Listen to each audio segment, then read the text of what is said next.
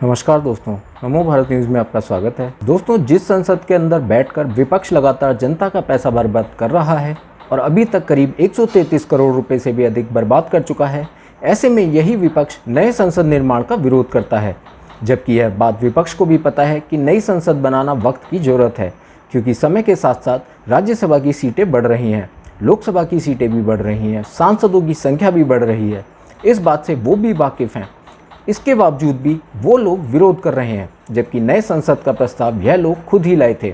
ऐसे में एक बात तो साफ है कि इस विरोध का कारण पैसा नहीं है, इस विरोध का कारण कुछ और ही है, जो लगातार इनके कलेजे को काट रहा है। दरअसल उसके पीछे का आज एक बड़ा राज खुल चुका है और उसके पीछे प्रधानमंत्री मोदी का एक बड़ा मास्टर स्ट्रोक प्लान है, जो अभी तक किसी को पता नहीं था। दोस्तों, इन विपक्षी नेताओं को हर उस वस्तु, हर उस कार्य से दिक्कत है जो देश के हित में हो रहा हो, या फिर उससे किसी भी प्रकार से हिंदू संस्कृति जुड़ी हो, या फिर भारत की संस्कृति को एक नई पहचान मिल रही हो, और उसी वजह से यह लोग इस नए संसद का विरोध कर रहे हैं। अब इस नए संसद में ऐसा क्या है जिसकी वजह से विपक्षी खून के आंसू रो रहे हैं, उसके लिए आप वीडियो में अंत तक बने रहें और इस वीडियो को ज़्यादा से ज़्यादा मात्रा में शेयर करें। बाकी अगर अब तक आपने हमारे चैनल को सब्सक्राइब नहीं किया है तो जल्दी से इसे सब्सक्राइब कर लें और इसके साथ ही बेल आइकन को दबाना ना भूलें। दोस्तों, प्रधानमंत्री मोदी भारतीय संस्कृति और देश को हमेशा अपने से आगे रखते हैं। वो देश विदेश के अंदर भी भारतीय संस्कृति को प्रमोट करना नहीं भूलते और इसी भारतीय संस्कृति को प्रमोट करने के लिए उन्होंने एक मास्टर स्ट्रोक चल दिया, जिसके बाद विदेशों का गुणगान गाने वाले विपक्षी नेता रोज इसी भारतीय संस्कृति के छत के नीचे बैठेंगे। दरअसल आपको पता ही होगा कि प्रधानमंत्री मोदी एक नए संसद भवन का निर्माण करवा रहे हैं, जो कि आगे भविष्य के हिसाब से बनवाई जा रही है, क्योंकि भविष्य में सांसदों की संख्या बढ़ेगी तो जाहिर सी बात है बड़ी संसद चाहिए। ऐसे में इस संसद का निर्माण करवाया जा रहा है। इसी क्रम में आज दोस्तों पीएम नरेंद्र मोदी शाम 7 बजे कर्तव्य पथ का उद्घाटन करेंगे। इससे पहले राजपथ के नाम से इसे जाना जाता था। नई दिल्ली नगर पालिका एनडीएमसी की कल हुई बैठक में राजपथ की जगह इसे कर्तव्य पथ का नाम दिया गया। मोदी सरकार ने सेंट्रल विस्टा के तहत विजय चौक से इंडिया गेट तक इस सड़क को नए रंग रूप में तैयार कराया है। यहाँ नए शानदार हरी घास के पार्क, अंडरपास, शौचालय, स्थायी वेंडिंग जोन और कार पार्किंग तैयार की गई है। पूरी सड़क के दोनों किनारों पर नई लाइटिंग और गुलाबी बलुआ पत्थर लगाए गए हैं। पार्कों में घास पर लोगों को चलने से रोकने के लिए वहां भी पत्थर से पाथवे बनाए गए हैं। कर्तव्य पथ के साथ ही पीएम मोदी इंडिया गेट के पास अब तक खाली पड़ी छतरी में नेताजी सुभाष चंद्र बोस की प्रतिमा का उद्घाटन भी करेंगे। नेताजी की जयंती पर अब तक होलोग्राफिक तकनीक के जरिए यहाँ शाम को उनकी प्रतिमा का प्रोजेक्शन होता था। अब नेताजी की प्रतिमा हर वक्त लोगों को दिखती रहेगी। पहले यहाँ ब्रिटिश किंग जॉर्ज पंचम की मूर्ति लगी थी। आज़ादी के बाद उस मूर्ति को हटा दिया गया था। विदेशी राज्य मंत्री मीनाक्षी लेखी ने मीडिया को बताया कि उस वक्त राजपथ का नाम किंग्सवे रखा गया था, जबकि मौजूदा जनपथ का नाम किंग्सवे था। आज़ादी के बाद किंग्सवे का नाम तो सरकार ने बदलकर जनपथ कर दिया, लेकिन किंग्सवे को राजपथ नाम दिया गया। मीनाक्षी लेखी ने बताया कि आज़ाद भारत में जब लोकतंत्र का माध्यम हमने चुना तो हम सबकी प्रेरणा अधिकार की जगह कर्तव्य हो गया, इसलिए भी राजपथ का नाम बदला जाना जरूरी था। बता दें कि इस साल 15 अगस्त को लाल किले से अपने भाषण में पीएम मोदी ने कहा था कि देश में गुलामी से संबंधित सभी चिन्ह मिटा देने चाहिए। इसके बाद ही नौसेना के ध्वज से सेंट जॉर्ज क्रॉस भी हटा दिया गया था। नई दिल्ली के राष्ट्रपति भवन से लेकर इंडिया गेट तक 3 किलोमीटर में फैला यह सड़क सरकार की महत्वाकांक्षी सेंट्रल विस्टा पुनर्विकास परियोजना का हिस्सा है। केंद्रीय आवास और शहरी मामलों के मंत्रालय के मुताबिक प्रधानमंत्री नरेंद्र मोदी आज यानी गुरुवार 8 सितंबर की शाम सेंट्रल विस्टा एवेन्यू का उद्घाटन करने जा रहे हैं। विजय चौक से इंडिया गेट तक के खंड को सेंट्रल विस्टा एवेन्यू का नाम दिया गया है। अंग्रेजी हुकूमत के दौरान राजपथ को किंग्सवे के नाम से जाना जाता था। आज़ादी के बाद नाम बदलकर राजपथ कर दिया गया, जो लगभग किंग्सवे का ही हिंदी अनुवाद था।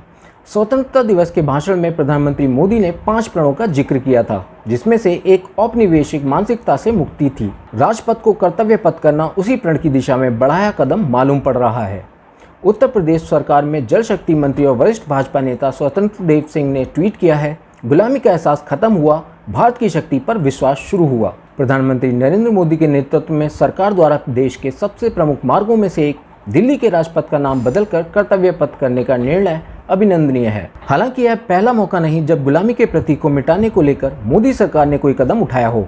आइए जानते हैं वो 5 फैसले जो औपनिवेशिक प्रतीक को खत्म करने से जुड़े हैं। पहला, रेस कोर्स रोड बना लोक कल्याण मार्ग। साल 2016 में रेस कोर्स रोड का नाम बदलकर लोक कल्याण मार्ग कर दिया गया था। मुख्यमंत्री अरविंद केजरीवाल की अध्यक्षता में हुई नई दिल्ली नगर पालिका परिषद की उच्च स्तरीय बैठक में यह फैसला लिया गया था। इस सड़क पर प्रधानमंत्री आवास भी है। सड़क नाम बदलने से प्रधानमंत्री के आवास का पता भी 7 रेसकोर्स रोड से बदलकर 7 लोक कल्याण मार्ग हो गया था। रेसकोर्स रोड अंग्रेजों द्वारा साल 1940 में स्थापित दिल्ली रेस क्लब का हिस्सा था। साल 2016 में भाजपा सांसद मीनाक्षी लेखी ने नई दिल्ली नगर निगम को पत्र लिखकर कहा था कि जिस रास्ते पर प्रधानमंत्री आवास है उसका नाम भारतीय संस्कृति के अनुरूप होना चाहिए। इसके बाद नाम बदलने की कवायद शुरू हुई थी। दूसरा है जॉर्ज पंचम की जगह स्थापित हुए सुभाष चंद्र बोस। इस साल जनवरी में नेताजी सुभाष चंद्र बोस की 125वीं जयंती के अवसर पर पीएम मोदी ने इंडिया गेट के पास बोस की होलोग्राम प्रतिमा का अनावरण किया था।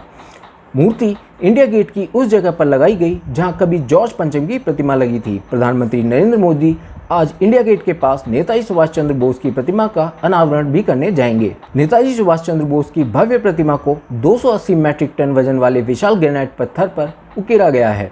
बताया जा रहा है कि प्रतिमा का अनावरण आज़ाद हिंद फौज के पारंपरिक गीत कदम कदम बढ़ाए जा की धुन के साथ किया जाएगा। एक भारत श्रेष्ठ भारत और अनेकता में एकता की भावना को प्रदर्शित करने के लिए देश के कोने कोने से आए 500 नर्तकों द्वारा कर्तव्य पथ पर सांस्कृतिक उत्सव प्रदर्शित किया जाएगा। तीसरा है अवॉइड विद मी को हटा ए मेरे वतन के लोगों को किया गया शामिल। साल 1950 से लगातार गणतंत्र दिवस के बाद बीटिंग द रिट्रीट समारोह के समापन पर यानी 29 जनवरी को अवॉइड विद मी का अंश मिलिट्री बैंड द्वारा बजाया जाता था। साल 2022 में बीटिंग द रिट्रीट समारोह में बजाई जाने वाली 26 धुनों की आधिकारिक सूची से अवॉइड विद मी को हटा दिया गया।